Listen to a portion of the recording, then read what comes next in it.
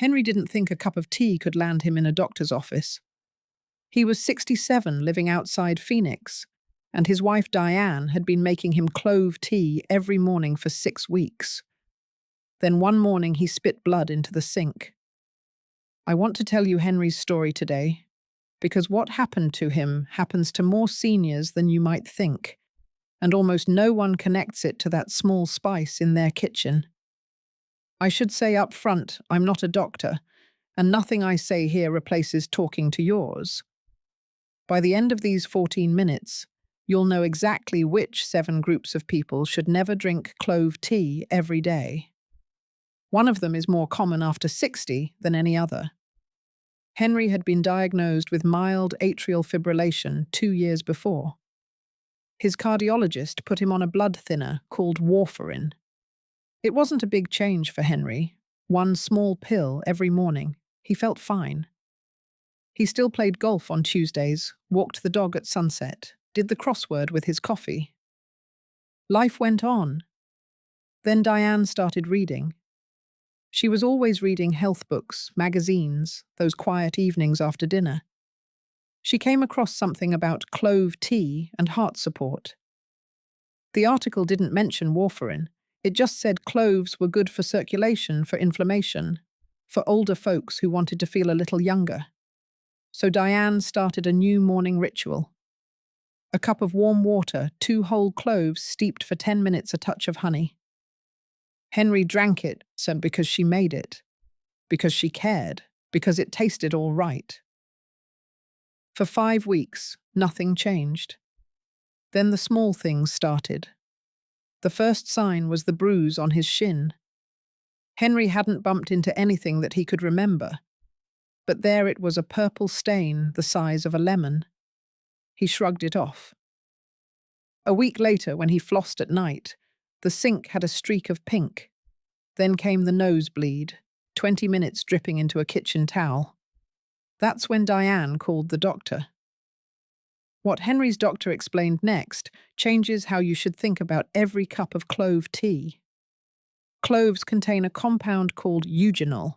It's the same thing that makes them smell strong, the thing dentists used to use to numb gums before modern anesthetics. But Eugenol does something else, something most articles about cloves never mention clearly. It slows down the blood's ability to clot. Researchers studying Eugenol's effect on platelet function have shown that even modest regular intake can reduce platelet aggregation. That's a clinical way of saying your blood becomes a little slower to seal up small cuts and capillary breaks. For a healthy person, this effect is usually small. The body adjusts. But for someone like Henry, already taking warfarin, adding cloves on top is a problem. His medication was carefully calibrated to keep blood thin enough to prevent stroke, but not so thin that he bleeds without control. Henry's INR, the standard test that measures how thin his blood was, had drifted into a dangerous range. His doctor stopped the clove tea that same afternoon. Within 2 weeks, the bruises stopped appearing. The nosebleed never came back. This is the first of 7 groups who should not drink clove tea daily. If Henry's story makes you think of someone in your life, the kindest thing you can do is hit subscribe. It tells YouTube to show this to seniors who need it. That's all I ask. Because the 2nd through 7th conditions is where most careful seniors get caught off guard. The 2nd group is anyone with an active stomach ulcer or severe gastritis. Cloves don't soothe a sore stomach. They push it harder. Eugenol stimulates the lining of your stomach to produce more acid. For most people, this helps digestion move along. But if you already have an open sore on your stomach wall, more acid is the last thing you need. It's like pouring lemon juice on a cut. The pain gets worse. The healing slows down. If you've been told you have a peptic ulcer, please skip cloves entirely until your stomach heals. The 3rd group, and one that catches a lot of folks, is severe acid reflux, what doctors call GERD. The same effect that troubles ulcer patients also troubles people whose stomach acid splashes back up into the esophagus. Cloves rev up acid production. If your stomach is already sending acid the wrong direction, you're adding fuel to a fire that burns your throat at night. Occasional heartburn is one thing, but if you take daily medication for reflux or wake up coughing with that sour taste, daily cloves are not for you. The fourth group surprises people anyone scheduled for surgery or a major dental procedure in the next 2 weeks. This is the same issue Henry ran into, just in a different setting. Surgeons need your blood to clot normally. If you've been drinking clove tea daily, that ability is reduced. Most surgical guides ask you to stop herbal supplements 1 to 2 weeks before surgery. Cloves fall in that category. Tell your doctor everything you take, even tea counts. The fifth group is anyone with chronically low blood pressure, or what doctors call orthostatic hypertension, that dizzy spell when you stand up too fast. Cloves can gently relax blood vessels. For someone with high blood pressure, this might be welcome. But if your numbers already sit below 90/60, or if you've ever fainted, lowering them further can lead to falls. And falls after 60 are not small events. A broken hip changes a life. If you run low, be cautious. Number 6 is anyone with a known liver condition. Fatty liver hepatitis, cirrhosis, or any chronic liver inflammation. Your liver is what processes eugenol after you drink that tea. In small amounts, it handles the job. But concentrated doses, especially from clove extracts or essential oils, can add stress to a liver that's already working harder than it should. If you've been told your liver enzymes are elevated, or if you have any diagnosed liver condition, use whole cloves only occasionally, never daily. And the seventh group, the one I said would surprise you, the one most common after 60, is anyone with irritable bowel syndrome or a sensitive digestive system. This is the connection almost no one makes. Cloves are often sold as digestive aids, and for someone with sluggish digestion, they may help. But for a gut that is already overreactive, and after 60, far more people fall into this category than realize it, cloves can trigger cramping, bloating, urgency, and loose stools. If your stomach reacts unpredictably to spices, this is your sign. Even if you're in the clear. If none of those 7 groups applies to you, there's still a way most people use cloves that quietly undoes everything good about them. Let me show you. The wrong way looks like this. A person hears cloves are healthy. They buy a big jar of ground clove powder at the grocery store. They start adding half a teaspoon to their morning coffee every day for months.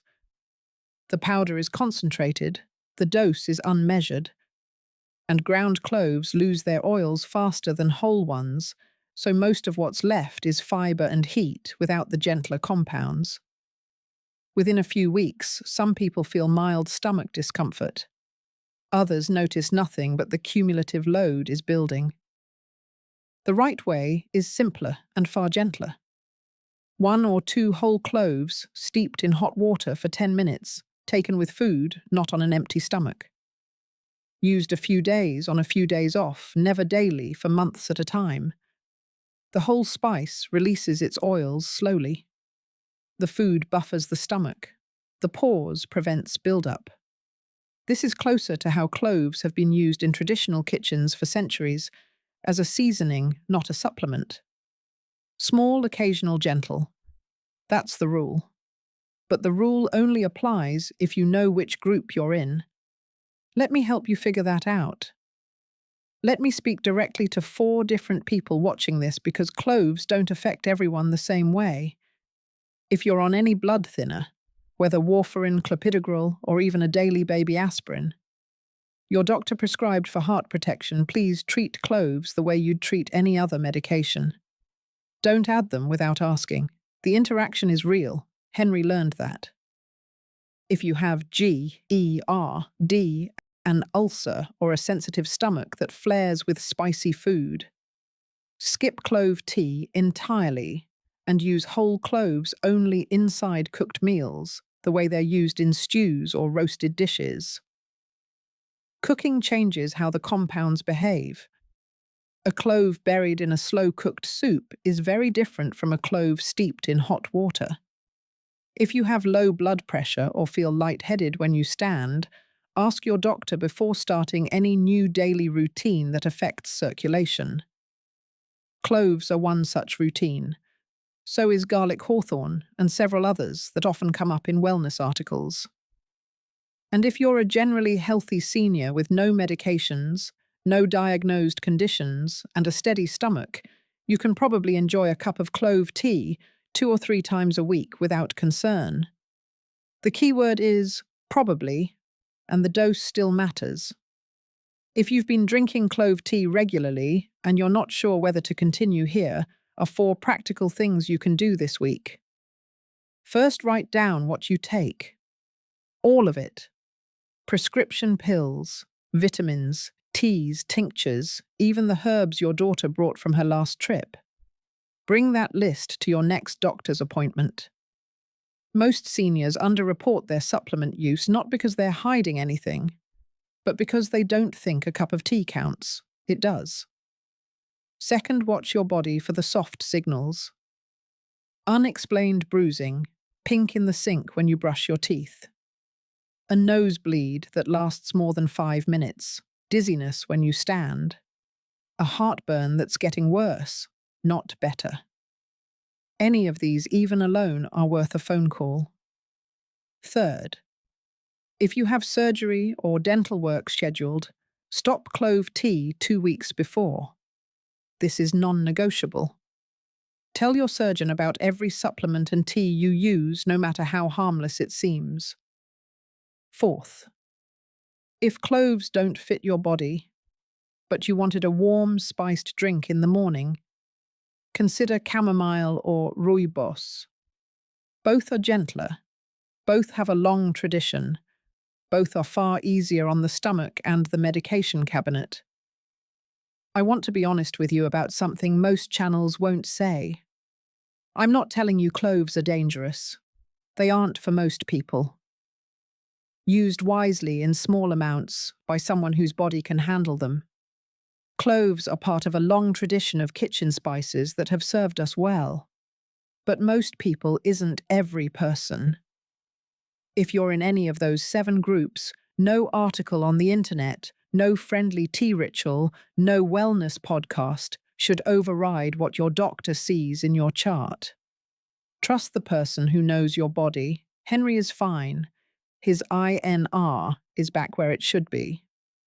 He still has his coffee in the morning, but the clove tea is gone.